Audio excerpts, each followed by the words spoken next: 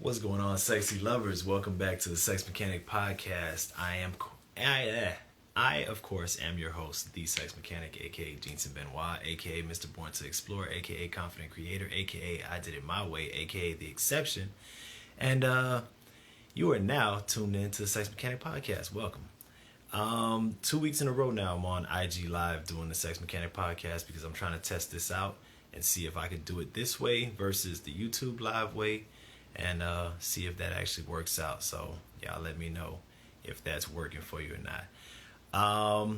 What's going on? High Life Zooted. What's going on? Don Nguyen 240Z. Welcome to the podcast. Today we are talking about something I think is kind of interesting. So I was watching the 85 South show, and they made a comment on there saying that basically, like, your best sex partner doesn't usually end up being your partner. You know what I'm saying? So, like, your best lover, the person that you've had the best sexual experience or experiences with, does not end up being the person that you end up with. Y'all tell me if y'all found that to be true, or if you feel like that's not necessarily true. High Life Zooted said true. In my experience, I gotta agree that that's usually how it turns out. And that's not to say that the person you're with can't end up being one of your best or your best lover. But we're talking about like a person. Oh, I know who it is. What's up? Welcome to the podcast, man. I'm happy to see you here. I never get to see you on here. So, hey, welcome. I appreciate you joining. What was I gonna say? So, yeah, my experiences have been pretty similar. I agree with you. Like, typically, you know what I'm saying, like, the people I end up with, they're really good, and, you know, we build a better relationship, you know, sexually, but that's over time, and that's, like, through, you know, learning each other and what each other likes. But that person that you end up just having, like, this instant sexual chemistry with, that typically is not who you end up with. Why that is, I'm not totally sure. It's probably because that's probably like the best part of the relationship with you and that person is the sexual connection. And if that's the best part of the relationship, then chances are, you know, that's not somebody you're going to end up with, because you need more than that to get you through an actual relationship. You know, like, you need more than just sexual satisfaction from a person, I would assume. Or that's not going to be a very long-lasting situation usually. But, yeah, I want to hear if some other people feel the same way too, because I feel like that's, you know. So let me read this comment by High Life Zooted. Ratchet says, but a stranger who is built on just nasty chemistry gives off a different vibe or a different type of adrenaline. Yeah, you're right. You're right. It does give off a different type of adrenaline.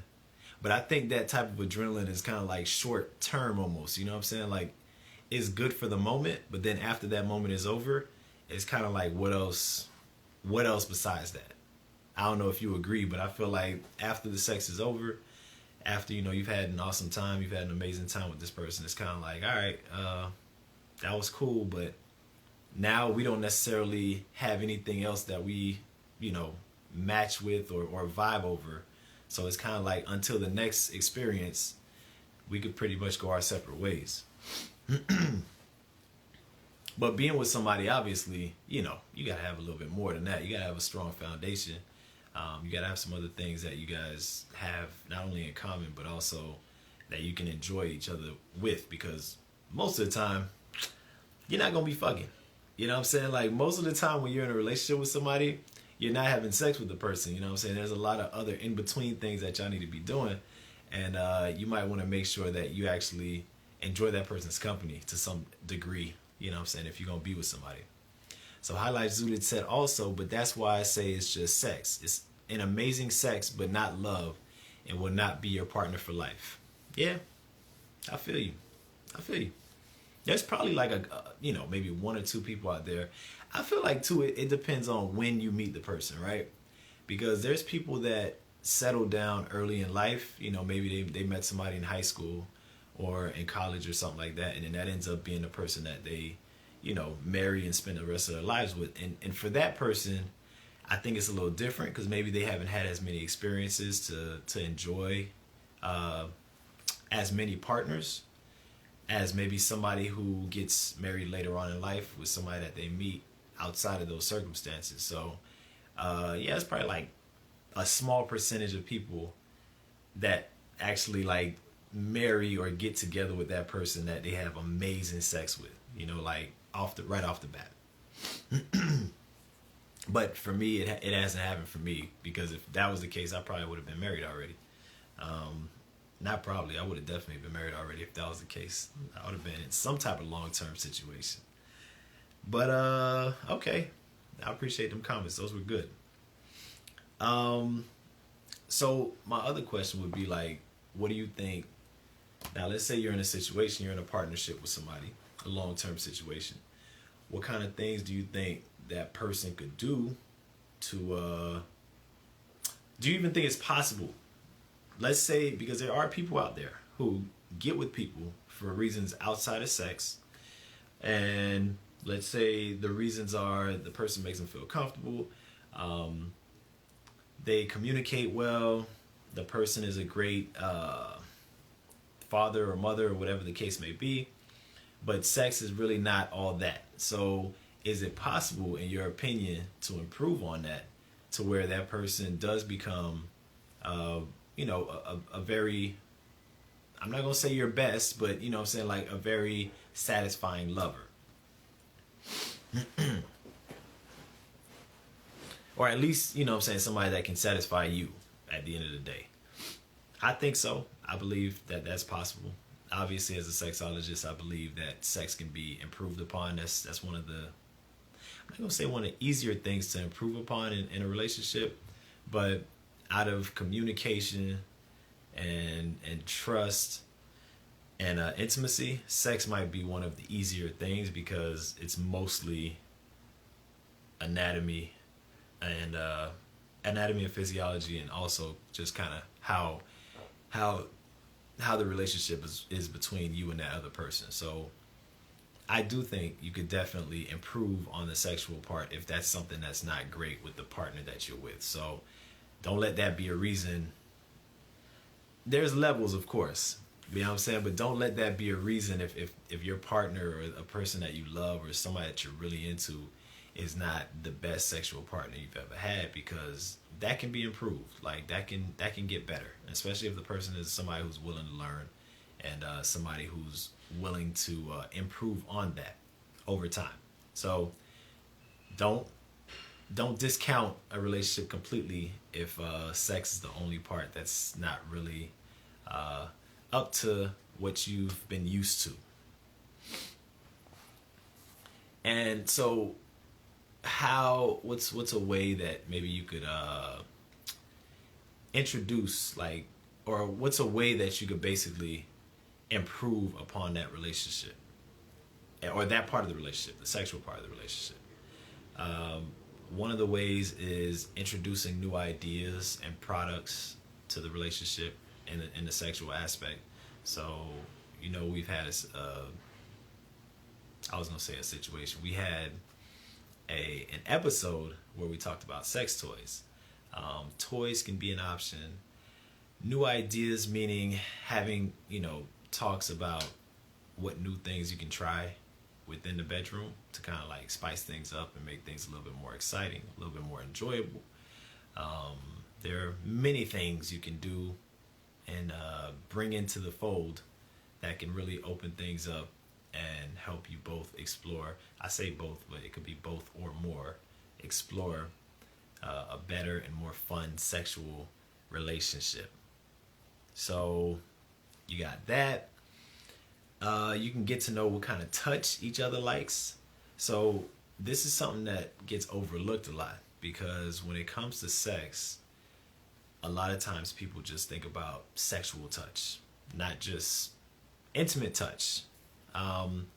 Intimate touch is more of touching in a way that, you know, kind of creates more of a bond, and it can still feel good and feel pleasurable, but it doesn't necessarily have to be sexual in nature, and it doesn't have to be touching the erogenous zones necessarily. You know, it can be touching the shoulder, or, you know, grazing the arm or whatever like that. And that's really important as well, because before you get into, you know, the act of intercourse, if that's the ultimate goal or the intention, you definitely want to warm up, you know, the bodies and just kind of get each other going, especially for women as well. You definitely want to get them warmed up and warmed up enough before you decide to, you know, move any further, because things go a lot more smoothly. I can't speak tonight. I don't know what's going on with me. It's probably because this is like around my normal bedtime. I'm on the East Coast still, and so my normal bedtime is around 10:30 on the West Coast. So anyway,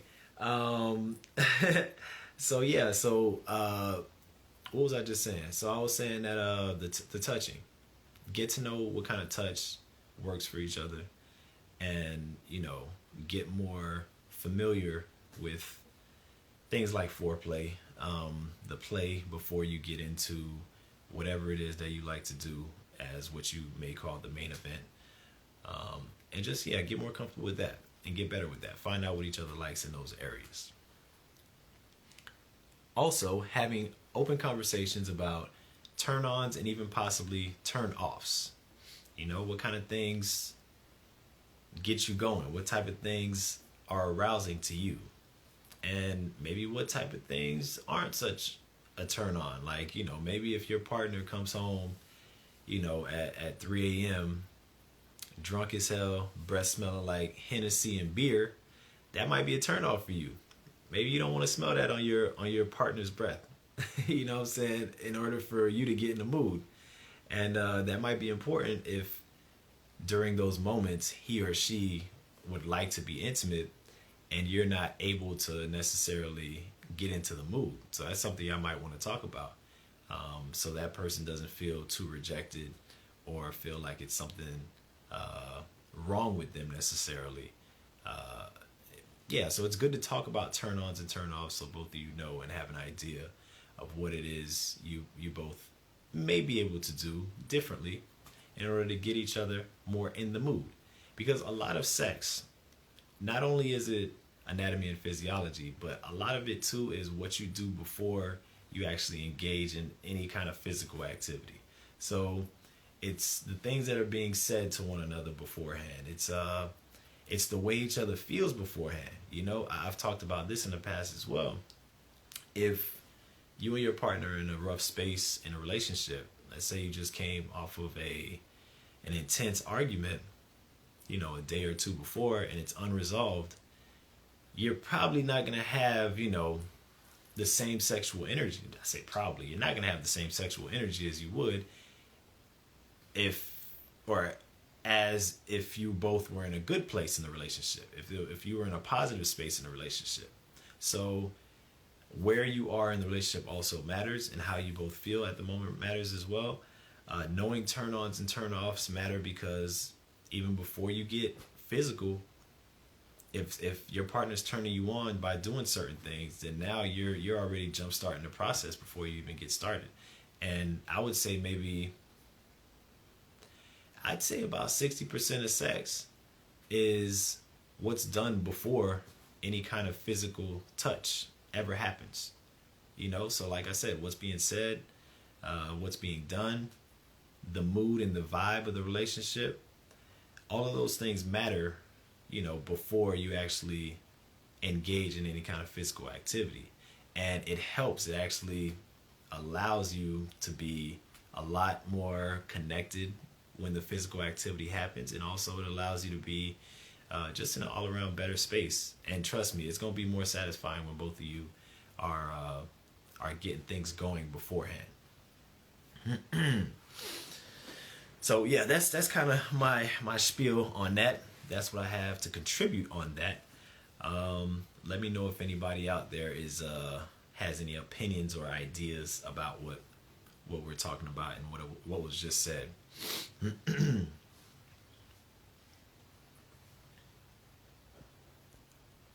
Looking through the questions. All right.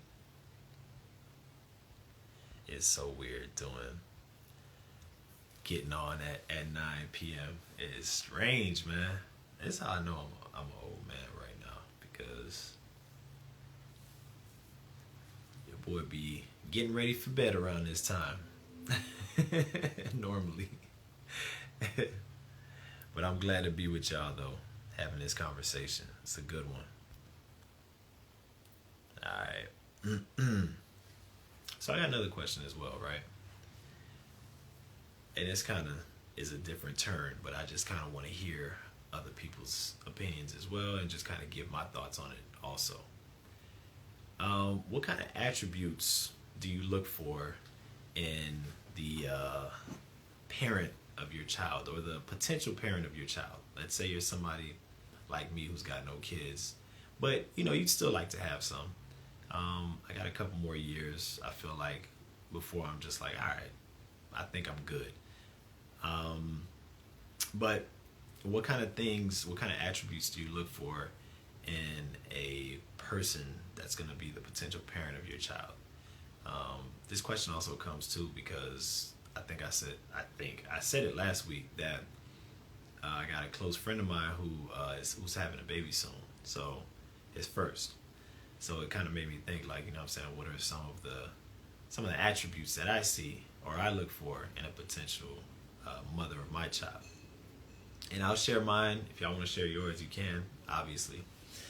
Honestly, it's a lot of the same things that I look for in a long-term partnership with somebody, like the same attributes that I look for in a long-term partner, which are how that person resolves conflict, how that person communicates, that person's basic ideals of other people, and also how that person treats other people is important as well. And those are kind of like the 4 basic things right there. But I look at those because there's also another piece in there, which is how that person feels, like kind of like that person's values around what's important for the child to understand and know. And I know that's kind of broad. That's really broad. But there's kind of like certain points that when you're having a conversation with somebody, you can kind of get a feel for what that person's values are.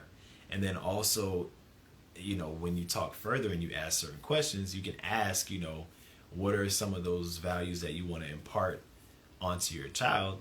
Or, what are some of those things that maybe you grew up on that you don't feel are necessary to pass on, because maybe they just weren't relevant as much as your parents maybe thought they were. So that's important as well. But pretty much, yeah, like I said, the same things that I look for in a long-term partner are very similar to what I look for in a mother of my children. Is like, those things are really important. And those are things that I feel like, sometimes people overlook or maybe don't realize are important until, a child's already in the picture. And they could still probably work it out. I'm not saying that, those are tried and true, because obviously I don't have I don't have the experience to back it up. However, I do feel strongly about the fact that it's nice to know, to some degree, certain things about a person and what they plan to maybe pass on with you to your child. You know what I'm saying? Like, I'd like to know if the person thought a certain way about certain things. Not to say that that's something that we can't, talk about or get through. But if the person's like all the way far to one extreme from where I'm at, then it might be a different story. But if there's some way we can meet in the middle, then that's a different, then we could talk about something. But yeah, those are things that people hopefully are looking at when they look at potential partners, and also before they, go raw and risk it all. Just some thinking for you, some food for thought. Any questions? Any comments? Anybody in the chat want to say anything? Want to add anything? Want to give a shout out? What y'all got? I'm not drinking anything tonight, by the way. I know I usually ask, what's everybody sipping on, but tonight, if I would have sipped on anything, I would have been sleepy as hell. I don't know what it is about, alcohol, but it typically makes me tired versus, turned up. So I usually drink when I know I'm well rested, and I sip slow typically. Unless I'm around people that are bad influences, y'all know who y'all are, and then I feel like I gotta compete, and I can't be outdone. So I gotta keep up. But all right, y'all, that was episode number 42. This was a short one, but that's all right. We'll be back next week. I'm gonna continue trying out this platform and seeing how it works. And I'm also going to be trying out different days as well. I like Wednesday, but I also want to test out a weekend day and see how that works out, either Saturday or Sunday. So I'm kind of curious to see what kind of vibe that'll be like on a Saturday night or a Sunday night. So, all right, I'm going to hit y'all up later. Thank you again for watching and joining on episode number 42 of the Sex Mechanic Podcast. Thank you to all the people that are watching on IG later on. Thank you for the people that are watching on YouTube. Thank you for all the people that are listening on whatever platform you listen to your podcast on. And this is another episode. I appreciate y'all. I'll talk to you next week. Peace. Oh, and I almost forgot to mention something. DM me with maybe different topics that you'd like to hear about or talk about, or you'd like to even join in on a conversation on, and we can get on that. Anything concerning sex, relationships, situationships, and dating is kind of what we cover on this podcast. So definitely hit me up with those, and I'd love to have you all in the conversation as well. All right, talk to you all later. Peace.